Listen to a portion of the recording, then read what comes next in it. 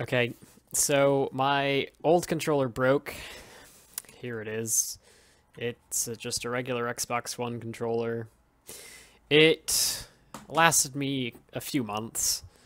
I wasn't particularly happy with it because the control sticks got really worn out really fast, and then it broke during transportation. So I actually would not recommend the normal Xbox One controller.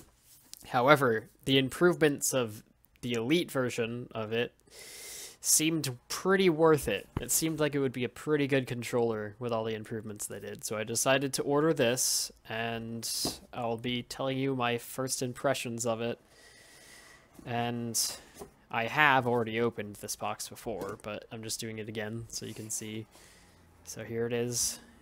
This is how it comes in the carrying case.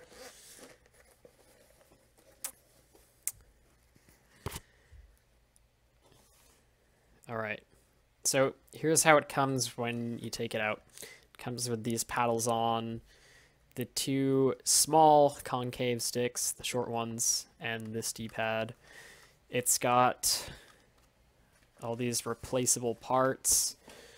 First of all, I'll be taking these paddles out. I don't think I'll be using them all that much. They come out very easily. I don't think it'll be a problem while using it because, well,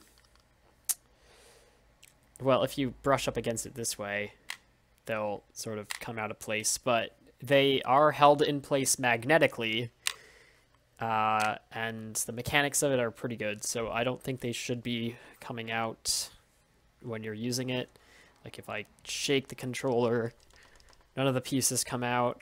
They're all held in place magnetically, and that really works out pretty well. So I'm going to remove the paddles because I'm not going to be using them much. And so yeah, if you don't want to use the paddles, you don't have to. I'm also going to show you all three types of sticks. So the ones that are in right now are the short concave ones. There are sort of longer convex shaped ones. So here's one of those.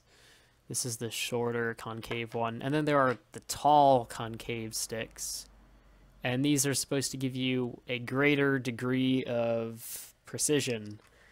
So I've decided that the way I'm probably going to set it up most of the time when I'm using it is I'm going to have the tall stick on the left side and the short stick on the right side, because I run Sonic Adventure 2 and you don't end up using the left stick all that often except for during Knuckles stages. And because of that, that's why I'm not using the paddles, because I'm just going to be using my fingers on the buttons like this. I've already used it. I've already used the controller just a bit. Played with it for about 15 minutes, and the amount of control I get with the tall stick is very good. It's I played through Pyramid Cave, and first try got a 12-second checkpoint, which usually takes me several tries, and the beginning part is usually difficult. It was very, very smooth, very easy with this stick. Just moving the sticks around, they're very low friction, very smooth. I really like the feel of this. So yeah, I'll swap out the D-pad. D-pad is also magnetic, so that it doesn't fall out while you use it, but it's also easy enough to swap out. I'm probably going to be using this D-pad when I play something like Dark Souls, because Dark Souls, if you've played it before, you know it's very important for the D-pad to be 4 directions, and you only want to press one direction at a time usually. You want it to be as precise as possible. So when I'm playing Dark Souls, I'll be using that D-pad. For Sonic Adventure 2, I don't know what D-pad I'll use. The D-pad isn't very important for that. You can use it for menuing. I think I'll be using this D-pad for that because it's concave and it just registers your inputs very well. Of course, you probably all know this, but it's got hair trigger locks. They're very easy to turn on and off. If I ever played Halo with this, I'll be using that probably for the plasma pistol or something. I don't know.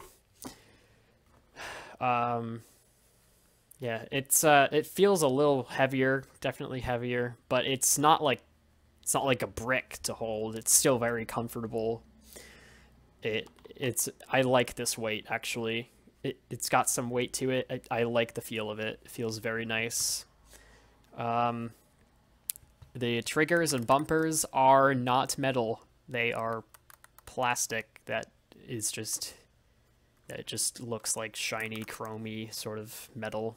So if you thought they were metal, they're not. This is probably just to save weight or something. It's they really don't need to be metal. They're gonna be like the last thing to break anyway. Usually with normal Xbox One controllers, the first thing to go are the control sticks get really worn out really fast, faster than most controllers. That's probably not going to be the case for this. The buttons feel nice. I'm just going to compare the feeling. Ignore that.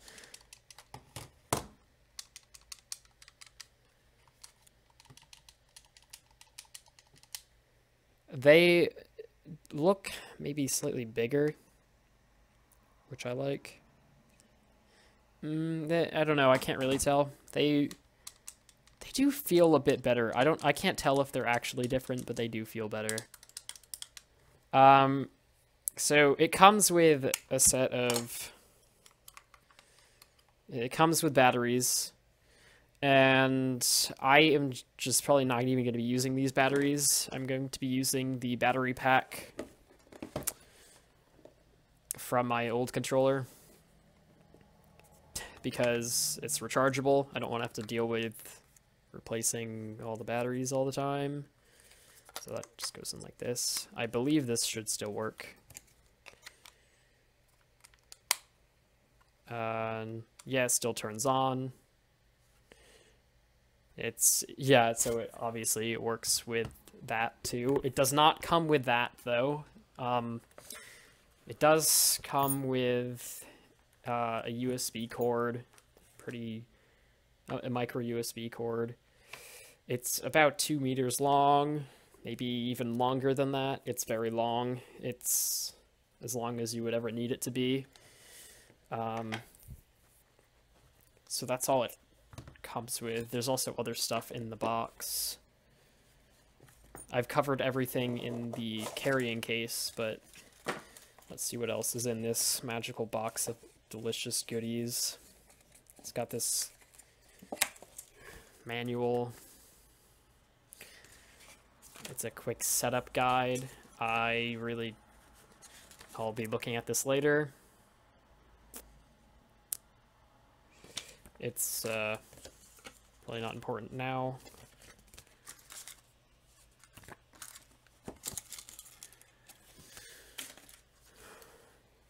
So yeah, those are my first impressions. It's a very, very good controller. I'm gonna be enjoying it a lot. I'll probably give a proper review later, but for now, I just need to use it more. I've only used it for like 15 minutes, and I loved it so far. It just feels really nice. I'll be messing around with remapping the controls and all that sort of stuff. Like there's a switch in the middle. You can have 2 different control schemes. You can just easily switch between.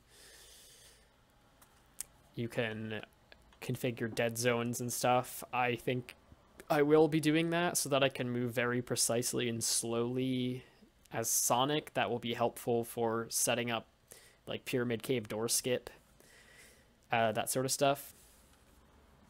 So yeah, it was $150 on Amazon. I will put the link in the description. I'll have to remember to do that. So if you want to get it, you can. I did free shipping, but it did come in pretty quickly, so I'm pretty happy with how quickly it shipped. I do think this controller is worth it, probably at this point, just first impressions. I think it's probably worth it if you are a competitive gamer or a high-level gamer like a speedrunner like me, or, you know, if you're just a casual gamer, this is probably, and you don't want to spend too much money, you probably should not get this, mostly because you just need a controller that works if you're just a casual gamer, and this does more than that. It you know, it's a top tier sort of thing. So definitely geared towards high level gamers. So yeah, I'll probably do a more in-depth review of this later.